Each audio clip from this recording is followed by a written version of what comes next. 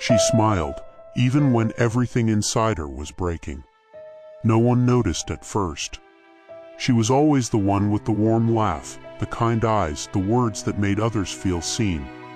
She showed up, birthdays, bad days, in between days, always steady, always shining.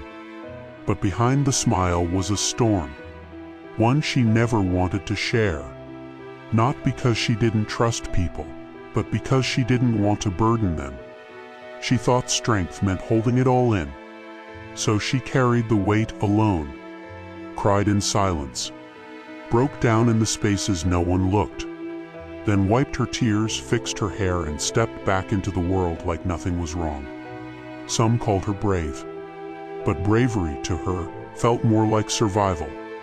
She smiled to protect others from the darkness she hadn't yet learned to name. She smiled because the world expected it.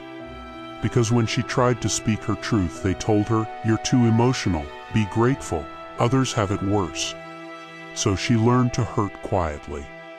But over time, that smile, that mask, became too heavy. And one day she cracked. Not in front of the world, but in front of herself. She finally looked in the mirror and admitted she was not okay. And that truth, that terrifying truth, was her first act of healing. She began to write, to speak, to whisper her story to safe hearts who didn't try to fix her, just held space. She started choosing herself, bit by bit, saying no when she needed to, resting when she was tired, not explaining her pain, just honoring it. And slowly, the smile returned, not as a shield, but as a light.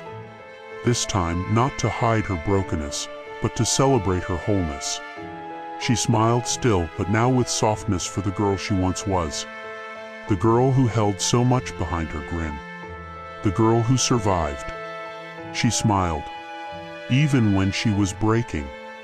And then she smiled again when she began to heal.